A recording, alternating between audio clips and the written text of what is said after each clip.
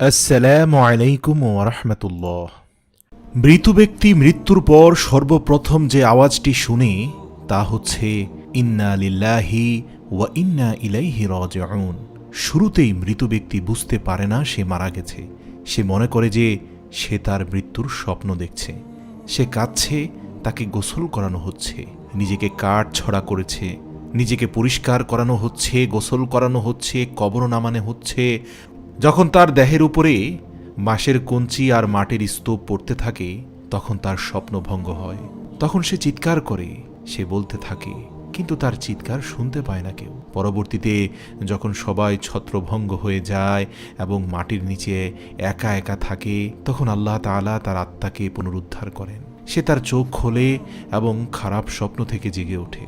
প্রথমে সে খুশি এবং কৃতজ্ঞ যে মহান প্রভু তাকে যা দেখিয়েছিলেন তা কেবলমাত্র একটি স্বপ্ন ছিল, আর কিছু না, এবং এখন সে ঘুম থেকে জেগে উঠেছে। তারপর সে তার শরীরকে স্পর্শ করে যে সবেমাত্র একটি কাপড়ে মোড়ানো হয়েছে। সে অবাক হয়ে প্রশ্ন করে, আমার শার্ট কোথায়, আমার অন্তর্বাস কোথায়? তারপর তিনি বলতে থাকেন, আমি কোথায়, এই জায়গাটা কোথায়, কেন সর্বত্র ময়লা কাদার দুর্গন্ধ বের হচ্ছে, আমি এখানে কি করছি, কেনই বা আমি এখানে?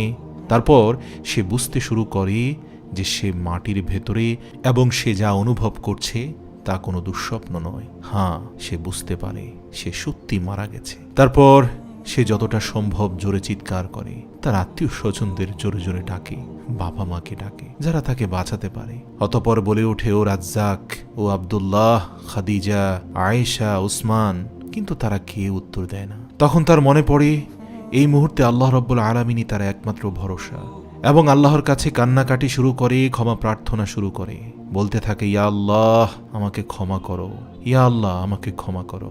সে এমন একটি অবিশ্বাস্য ভয়ের চিৎকার করে যা সে তার জীবদ্দশায় আগে কখনো অনুভব করেনি। যদি সে একজন ভালো মানুষ হয়, হাস্যোজ্জ্বল মুখে দুইজন ফেরেশতা তাকে সান্ত্বনা দিতে থাকে, তারপর তাকে সর্বোত্তম সেবা যত্ন করে তাকে আনন্দ দান করে। আর যদি সে খারাপ মানুষ হয় তাহলে দুইজন ফেরেশতা তার ভয় আরো বাড়িয়ে দেবে এবং তাদের কুৎসিত চেহারা এবং তার কাজ অনুযায়ী তাকে ভয়াবহ নির্যাতন করবে। ধীরে ধীরে নেমে আসবে কবরের আযাব, যে আযাব সম্পর্কে এক হাদিস থেকে জানা যায়, কাফের ও মুনাফিকদের যখন মুহাম্মদ সাল্লাল্লাহু আলাইহি ওয়াসাল্লামের ব্যাপারে বলা হবে যে ওই ব্যক্তি সম্পর্কে তুমি কি জানো, সে বলবে, আমি কিছুই জানি না, লোকজনের মুখ থেকে যা শুনেছি আমিও মাঝে মাঝে তাই বলতাম।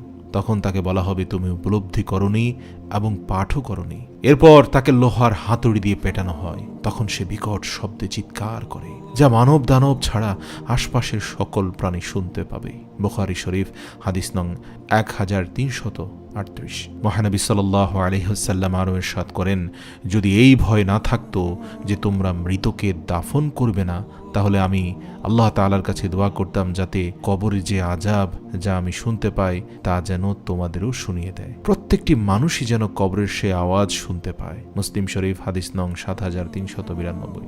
মহানবী সাল্লাল্লাহু আলাইহি ওয়াসাল্লাম প্রায় দোয়া করতেন, হে আল্লাহ, আমি তোমার কাছে কবরের আযাব থেকে আশ্রয় চাই, যার অতীত ভবিষ্যতের সকল গুনাহ মাফ। তিনি যদি এইভাবে আশ্রয় চেয়ে থাকেন তো আমরা তো গুনার সাগরে হাবুডুবু খাচ্ছি। হে আল্লাহ, আমার গুনাহ এবং আমার মা বাবা, স্ত্রী, সন্তান এবং আমার সমস্ত পরিবারের এবং বন্ধু বান্ধবদের গুনাহ মাফ করে দিই। আমার জীবন কেড়ে নেবেন না যতক্ষণ না পর্যন্ত আমি পরিপূর্ণ মুসলিম হয়ে যাই এবং আপনার সাথে দেখা করার জন্য যথাযথ প্রস্তুতি গ্রহণ করি। আল্লাহুম্মা আমিন।